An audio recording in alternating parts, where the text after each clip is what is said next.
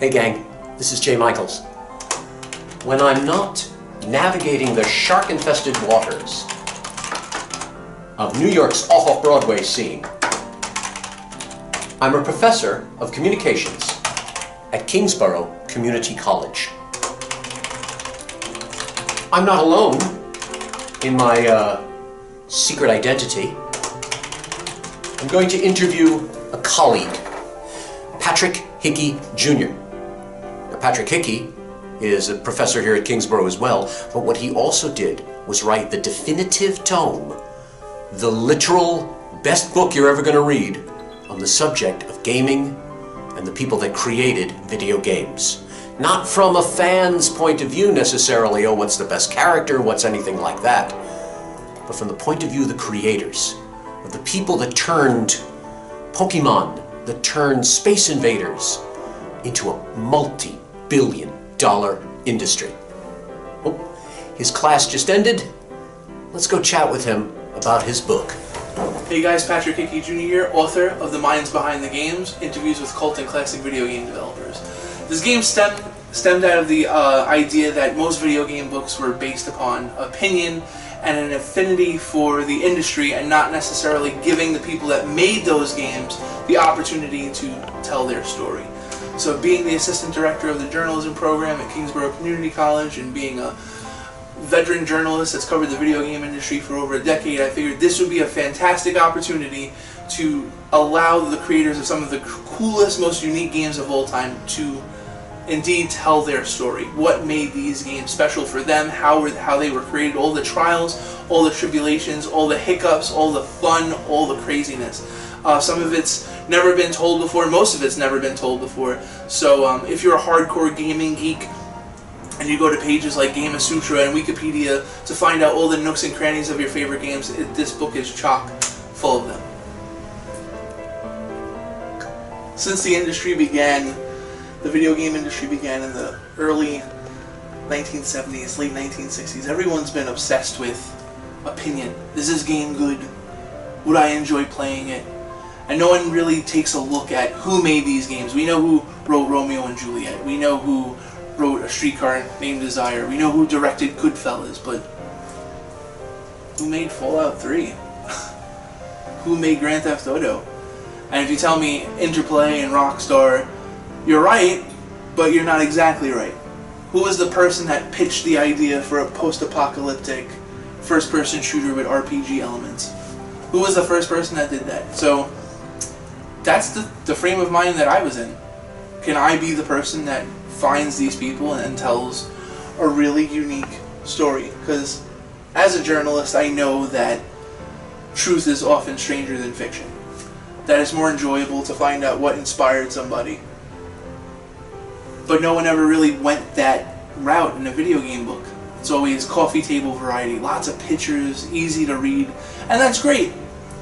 But what about a real video game book written by a real journalist? I just got to the point in my life where I was getting ready to have my first child, and I knew that I had stuff on my bucket list that I wanted to do, and I felt like this was the greatest opportunity. This was the greatest time to do it, and a lot of people told me that I was crazy. Your wife is 5 months pregnant. This is not the time for you to write a book. And later on I found out that my mother was diagnosed with stage 4 lung cancer, and they told me that this probably wasn't the best time for you to write a book. But there was just something that kept bringing me back to the fact that this was an important message that needed to be delivered, and that people that love video games would love to hear these stories. It was my way of kind of giving back, and for a really long time a lot of my writing had to do with numbers. How many copies did this game sell? What would I score it on a scale from 1 to 10? How many hours can you play it? What's the frame rate? Does it look good in HD? Instead of why was this game created? What influence? What was going on in this person's life to make this game at this time? And this book has been an absolute, and it's cliche, it's said a lot, but it's an absolute labor of love, and it's allowed me to connect two worlds of mine, journalism and video games, into something very special to me, and something that I feel that like one day my nephews and my daughter and all and young gamers that don't have the same love affair with history that I do, to kind of connect with the industry in a way that they wouldn't have been able to otherwise. So as a little kid growing up in Bensonhurst, an Irish kid in a largely Italian neighborhood, there wasn't that much imagination. You woke up, you went outside, you hung out on the stoop, you played, hockey, you rode your bike, and it was the same thing, lather, rinse, repeat, went in the hydrant, it's like a mafia movie. There's something about this thing though, man, I'm telling you, I could go anywhere that I wanted. I could jump on Goombas, I could catch Pokemon, I could make lines in Tetris, I could save Blobolonia, with my trusty Blob buddy. This was so different. I could take this with me everywhere, and the sun never went down on the Game Boy. It never went down on the NES, on the Sega Genesis, on all these consoles, because I could play whenever I wanted. I could play in bed, I could play right before I went to school in the morning. I used to fake being sick all the time with my mom, and I was a big mama's boy, and my mom kind of knew that I was faking being sick, but she didn't really mind too much. She would tell me, you know what, when we come back to the house, I want you to just go right to bed. And I would go and I would play Super Mario Brothers or Super Contra or RBI Baseball, and it was just a way for me to think of what the world could be if I wanted it to be that way. Anything that I wanted to experience, I could experience. And I loved movies and books as a kid, but when I watched movies and I read books, I imagined myself as the characters in that book, in that movie. And when I played games, I imagined myself doing those things. And it was just a magical experience. And as I got older and I started to experience life, college, writing for newspapers, writing for magazines and stuff, and I saw the impact of a wonderful first-person shooter like Fallout or Halo or all those other games, and where there really wasn't a main character anymore. I was the main character.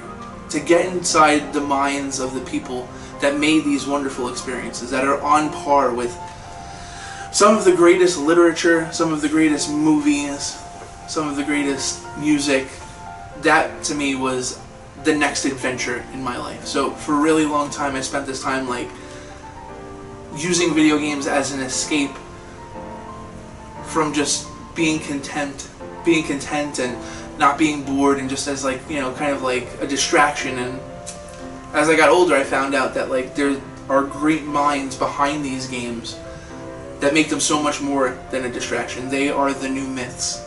They are the new great stories that will be passed down from generation to generation.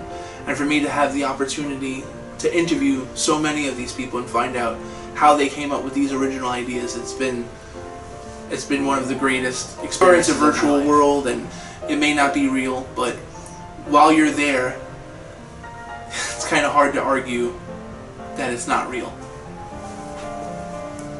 30 years are going to be pivotal for the video game industry, because we're starting to see the melding, the molding of new genres, of retro being cool again, of there being a deep appreciation for all the things that came before. So while video game developers have no problem continuing to innovate and make games prettier, they know that graphics aren't necessarily the best indication of a game's quality. They know that the stories being told are the most important, just like literature, just like film, just like music. So it's scary to say, but over the next 30, 40 years, video games will look better, but the thing that's going to ensure that video games continue to be a driving force in our lives and in our pop culture is, can they continue to tell great stories? In the 1980s, this was the way that you played video games on the go. And there was a select amount of people that made them, very small community. You had to be in the know, you had to know how to code, you had to be a super geek. And in 100 years from now, so many more people are going to be playing video games. So many more people are going to be into video games. It's going to be the same way movies and music took over our society. We're already seeing it now with a blossoming indie video game scene where people are teaching themselves how to code. people are teaching themselves how to make games. People with fresh ideas are taking over industries that only a small amount of people had access to. And in 100 years from now, there are going to be so many more games out. There are going to be so many more people involved in video games that it's not just going to be the geeky thing to do anymore. Every single person will be a gamer.